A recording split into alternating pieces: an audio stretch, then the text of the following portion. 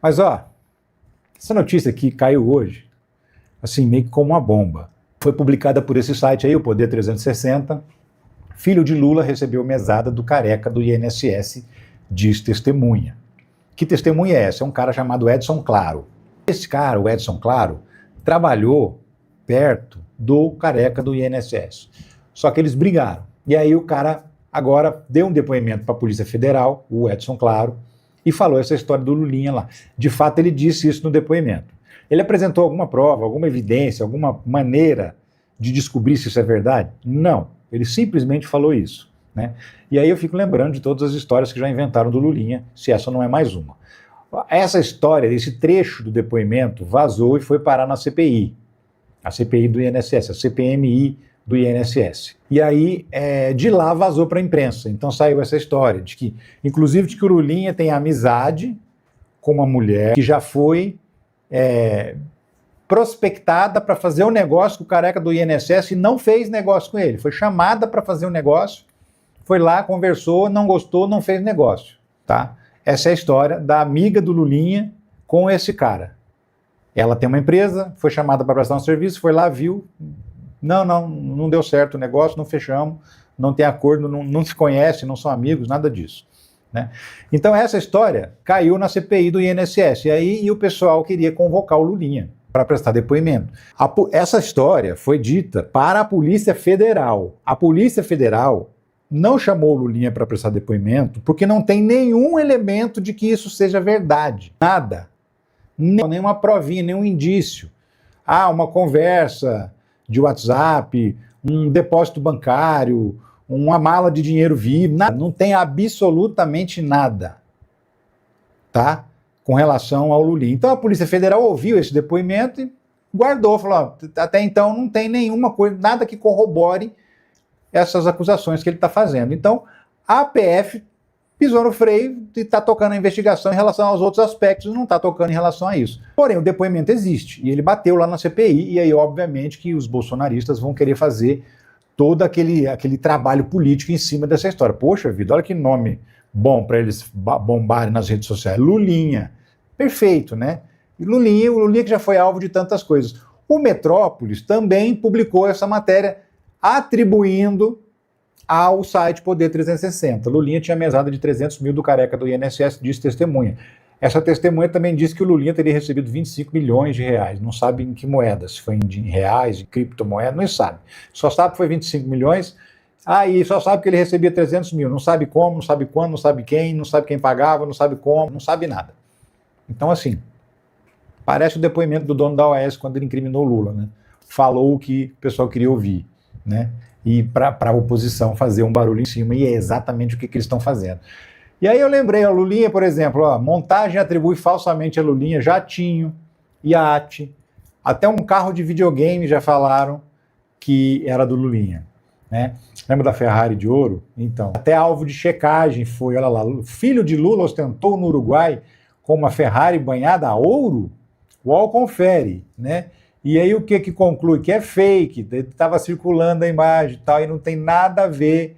Primeiro, ninguém sabe de onde eram as imagens, mas não era o filho do Lula, não era o Lulinha. Nem parecido era, né? Mas estava com um boné na cabeça, o pessoal falou, pronto, filho do Lula. E aí, ou seja, lembra que ele era dono da Friboi também? Que ele tinha um jatinho preto, um jato super caro. Também teve a história de que o Lulinha tinha um iate de 7 milhões de dólares. Um iate fantástico, uma coisa assim que nem o Neymar tem, sabe? Tudo isso já atribuíram ao Lulinha. Aí, agora surgiu essa história. É a faca e o queijo na mão para a oposição cair para cima e ir para o palco com essa história e tentar, de alguma maneira, constranger, dificultar, né, a ação do Lulinha. Mas aí a oposição pediu a convocação dele na CPI, mas não conseguiu aprovar. Por 19-12, o governo derrota a oposição e CPI rejeita convocar Lulinha. O que era o certo a fazer, porque justamente, enquanto não tiver uma evidência, se tiver uma evidência, aí vá lá. Mas não tem nenhuma evidência de que isso aconteceu, né? E o Lulinha é o cara que mais inventam fake news, acho que na história desse Brasil é o Lulinha, né? E a filha da Dilma, que era dona da Havan, que era dona de não sei o quê, que investia numa empresa não sei da onde, com informação privilegiada, enfim. essa história do Lulinha. O duro é o seguinte, o pessoal não é nem criativo, né? O Lula tem outros filhos. Podia atribuir a um outro filho dele, mas não. Bota o Lulinha lá, o Lulinha pega, o Lulinha cola. O Lulinha é o mesmo nome do pai, né? Lula, Lulinha, vai pegar. E aí fica essa história. E aí nessa mesma sessão aí, os governistas conseguiram aprovar a convocação do Romeu Zema para a CPI do INSS. Por quê? Porque a família do Zema tem é um banco, não sei se é um banco, se é uma financeira, que empresta dinheiro de crédito consignado. E aí tem suspeita de que tem rolo nessa empresa. E aí o Zema, é da família dele essa empresa. O Zema foi convocado a prestar informações na CPI do INSS. O Zema está dizendo o seguinte, que ele não trabalha na empresa, desde que ele virou governador ele se afastou dos negócios da família e que não tem por que convocar ele para poder dar esclarecimento. Ele deveria convocar os diretores da empresa. Porém, passou a convocação e ele passou também a convocação do Daniel Vorcaro, do Banco Master, que também está sendo investigado por esse esquema da CPI do INSS por conta dos empréstimos consignados para aposentados também. Então os dois foram convocados, né? E aí tem que prestar depoimento. O Moro, Sérgio Moro, esconde de suas redes a operação da PF que pode levá-lo à cadeia. Sérgio Moro sempre fala de tudo, né? Todo dia ele tem um assunto para postar na rede social, não esquece, está sempre polemizando, está sempre botando a sua opinião, sempre falando. De repente, desse assunto aí não tocou, não deu um pio. Publicou uma nota, mandou uma nota para a imprensa, mas na rede social dele mesmo, ó, na dica de nada. Dessa história da investigação do Toffoli, do Supremo Tribunal Federal, em cima da atuação do Sérgio Moro como juiz, lá na 13ª Vara de Curitiba, né? Ele não falou absolutamente nada. A caixa amarela da 13ª Vara de Curitiba, descubra o motivo da apreensão. Essa história é o seguinte, tem um empresário aí, o Tony Garcia, que denunciou que o Sérgio Moro o chantageou e o obrigou a agir como espião dele, Sérgio Moro, para espionar autoridades, inclusive autoridades com foro privilegiado. Gente que, segundo o Tony Garcia, o Moro queria chantagear. Por exemplo, não derruba minha decisão, desembargador, senão eu libero o vídeo da festa da cueca. E aí você vai ser desmoralizado. Esse tipo de chantagem, segundo o Tony Garcia tem afirmado em entrevistas que ele tem dado, né? Esse tipo de coisa que era o interesse do Sérgio Moro em ter material íntimo, material importante de autoridades importantes da República, até de ministros do STJ, do Superior Tribunal de Justiça. E aí ele denunciou que ele colocava escuta, ia conversar com os caras, tinha um escritório, o cara tinha um escritório de advocacia, ele recebia as pessoas no escritório e gravava as pessoas, tudo isso a mando do Sérgio Moro. E ele disse que todo esse material, as degravações, as informações gravadas, tudo isso está lá na 13ª Vara Federal de Curitiba, no arquivo. Inclusive falou, inclusive está numa caixa amarela, esse material. E aí ele falou isso para a Polícia Federal colocou isso no pedido e o Dias Toffoli, o ministro que é o relator desse caso, despachou dizendo: encontrem também a caixa amarela e encontrem todos os processos relacionados a esses casos que o Tony Garcia aponta como casos em que o Moro tenha sido juiz corrupto, porque se ele fez isso, ele corrompeu o processo. Então esse é um juiz corrupto, né? E por conta disso, Sérgio Moro está acossadíssimo, a casa está caindo, né? Caso Moro, desembargador que julgou Lula estava em festa da cueca, diz advogado. Roberto Bertoldo é advogado, um advogado bastante conhecido, né? E falou que a Lava Jato usava essas gravações, essas provas contra desembargadores para eles não derrubarem as decisões do Sérgio Moro. Então, ó, condenei o Lula. Ó, se vocês absolverem o Lula aí, vai vazar o vídeo da festa da cueca, hein? Aí os desembargadores analisaram bem o risco, né? Isso segundo as denúncias do que eles estão fazendo na imprensa. Eles têm dado entrevistas em vários lugares e têm falado isso, que esse era o grande objetivo do Sérgio Moro com esse tipo de conteúdo, para ter as pessoas na mão, principalmente pessoas que estavam acima dele na justiça e que poderiam derrubar as decisões dele, né? Mas enfim, Sérgio Moro está caladinho, e a situação está cada vez pior para ele. E ó, a gente está falando do Toffoli aqui agora, hoje está bastante seco, né? Tem que molhar a palavra bastante. A gente está falando do Toffoli agora, e o Toffoli tomou uma decisão assim meio polêmica, sabe?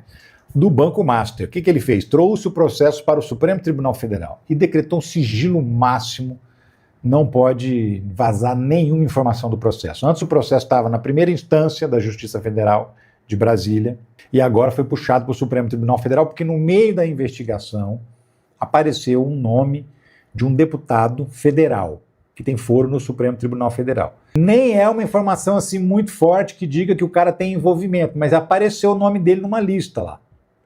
Só por ter aparecido o nome do deputado numa lista foi um motivo suficiente para o Toffoli falar, não, esse processo é do Supremo Tribunal Federal, traz para cá, decreta-se sigilo total e assim, ninguém pode ver nada.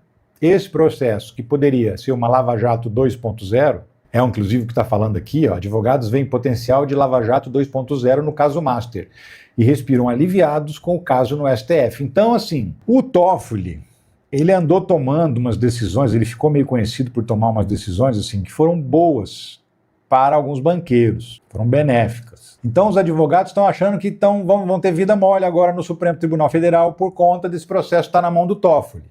Eles estavam com medo de virar mesmo uma Lava Jato 2.0 da investigação, porque tem tanta gente envolvida com o tal do Daniel Vorcaro, tanta gente do Centrão, tanta gente da direita, tanta gente enrolada com esse cara até o pescoço, que isso ia virar uma outra Lava Jato. Né? E aí os advogados agora estão calmos, estão tranquilos. Não, lá no Supremo, na mão do Toffoli, em sigilo, ninguém vê nada, ninguém fica sabendo de nada.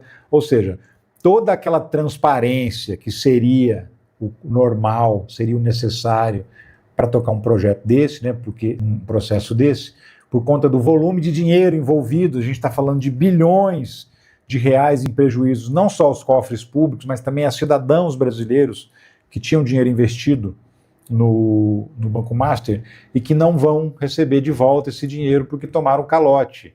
Então, assim, em respeito a essas pessoas, em respeito às instituições públicas que puseram dinheiro lá e perderam esse dinheiro, o processo deveria ser todo transparente, todo claro, todo aberto, para todo mundo acompanhar de perto. Mas não. O Toffoli tomou essa decisão e fechou o processo só para ele. Ele sabe o que acontece lá dentro e só os advogados, o Ministério Público que fica sabendo o que está rolando ali dentro.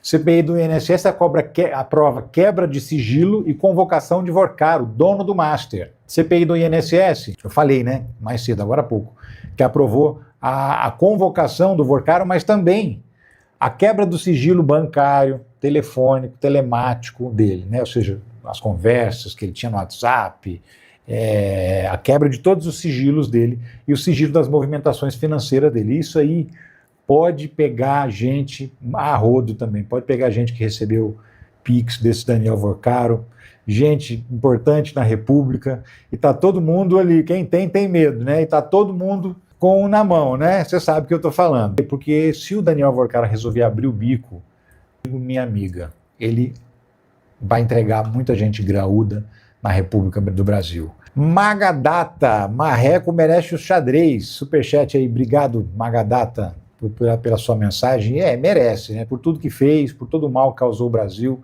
merecia responder por isso. Eu espero que um dia ainda responda. Espero que essa investigação descubra alguma coisa realmente importante, porque essa denúncia é muito grave, de que ele fazia o que fazia lá, usava o cara de espião ilegal. É muito sério isso. Então, de fato, ele merece, no mínimo, ser responsabilizado pelas coisas que eles fazem, né? Tem um recado do Edu Moreira para você que eu vou deixar aqui, tá? Eu vou, mas eu volto a qualquer momento com outras notícias sobre a política, a justiça e a economia do Brasil e do mundo. Um abraço para você, meu amigo e minha amiga. Tchau. Imagina juntar Nancy Fraser, uma das maiores intelectuais do planeta, com Álvaro Lineira, ex-vice-presidente da Bolívia, com Elias Jabbour, com Gessé Souza, com Vladimir Safatli e com alguns dos maiores intelectuais vivos do planeta para ensinar uma pós-graduação de um curso que nunca foi dado no Brasil, que vai ser oferecido por um preço quase que simbólico para as pessoas. É o ICL fazendo história novamente. Pela primeira vez esse curso no Brasil, um curso que é muito demandado fora do país e que até hoje não tinha sido oferecido aqui. A gente resolveu oferecer só com os melhores professores do mundo para vocês. Se quiser saber todos os detalhes e de repente se inscrever para fazer esse curso, fazer história e se qualificar de uma forma incrível, só clicar no link aqui embaixo. As vagas estão acabando. Faça sua inscrição agora.